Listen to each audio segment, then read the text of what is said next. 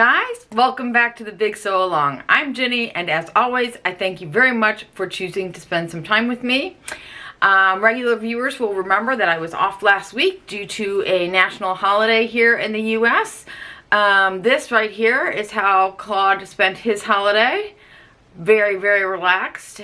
You'll notice he's very gentlemanly and covered himself with this photograph. I essentially did the same thing, which means that I did not get very much sewing done. I did do a couple of quick, like, alteration fix kinds of things, but that was really about it. I just was not in the sewing room at all. I just took a solid break to give myself a little room to reassess what I want to work on for fall. So, in light of the fact that I have no sewing to show you today, I thought we could have a little inspiration video. Here in the Northern Hemisphere, we're heading into fall, although I do have some viewers in the Southern Hemisphere, and you guys will be moving into spring. So I think that the ideas I have here will work for both of those.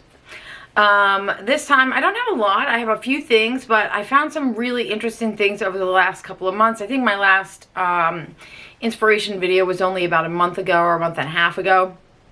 So I don't have a ton of new stuff, but I have some new things that I haven't really seen before. So let's get into it right now. All right, so first up, I have these really cute pants, and I feel like this is a shape we have seen a lot in the last year or so. This sort of, I think most people refer to it as a barrel shape, but I haven't seen one that I can remember that has a slit like this at the center front, and I really like this. I don't know if you'll be able to see, but it also does have some top stitching around that opening, around that slit.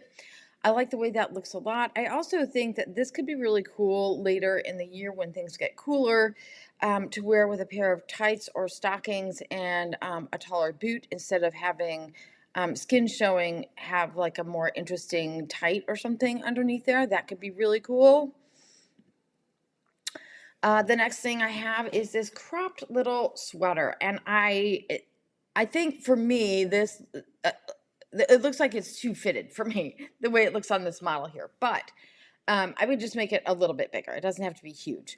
But what I really like about this is not even that. What I really like is this tied up bottom. So it's got a row of, a casing in the front and a casing in the back at the hemline with a tie pulled through each. So there's, in this particular one, there's a little slit on each side so that you can tie those by themselves. They don't have to be tied together. Anyways, I really like this. I think that there is a Chris Wood Sews pattern that's much, much bigger. It's not a crop top. It's like a tunic or something that has this same idea. But I love the idea of doing this on a cropped little sweatshirt or something. Next up is another sort of layering piece. This looks like a pretty basic standard vest or waistcoat. This one has a shawl collar. It has 4 pockets on the front, and it has it's got some pinstripes. But what I really like about this is these ties on the side, and I can't tell from any of the pictures what the function of these ties are, if they actually go through loops and tighten the vest, or if they're just like a detail. I don't know, but I really like them. And I think that that could be a cool, interesting little detail to add to just like a basic vest. This particular pant is just, it's just the style that I'm really into at the moment. I like that it's a slouchier pant, but I also really like that this leg isn't really straight, and it's not really, sorry, it's not wide and it's not pegged. It's more straight. It looks like it tapers a little bit at the bottom, but it's pretty straight. And for fall, I feel like I'm really liking that particular leg shape. I think it's really cool to wear that over like Doc Martens or something that come up just underneath the pant leg. Or even if it's a crop pant like this, you could even wear like a higher boot. It also would be really cool with just an Oxford before it gets too cool. I'm also, oddly enough, kind of drawn to this camel color, which is not a color I'm really drawn to on the regular, but I have seen it a lot lately with these more neon-y colors like this gal has on here in this picture. And I really, really like that combination. So I may, in fact, invest in a little something camel. Next up is this really beautiful sweater that I don't know, you guys, this might actually be something that I need to do for a knitting project as opposed to a sewing project. But I love this sort of mock neck, the wide, almost kimono-like sleeves that are shorter. They really only, like, I guess they're right above the elbow. And I especially like this slit up the front. Now, I know you can't see in this picture or you can't see very well, but there are also slits on both sides. And I really like that, especially in a layering piece, because it means you can see the layers underneath a little bit better. Along the same lines as this another pullover sort of sweater vest. I really like the way she has this on here in this picture, just over a long sleeve t-shirt. And again, in the fall, that's just a really good layering piece. You can always have, this one has also has little slits on the side, but not big ones like the last one. So for either of these two last tops, if you could find like a really nice merino wool to make those out of, those would both be really great layering pieces. And then there's this one.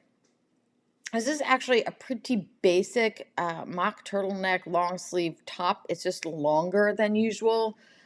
In this particular one, this shirt that's hanging out of the side is actually sewn into the sweater. So it's part of the sweater, which I do not particularly like. But what I do like is this asymmetrical slit around on one side, which I think you could easily do to any, you could even get a mock neck or turtleneck dress pattern and cut it a little bit shorter and make this asymmetric like slash again, because when you wear a lot of layers, it's nice to be able to see them.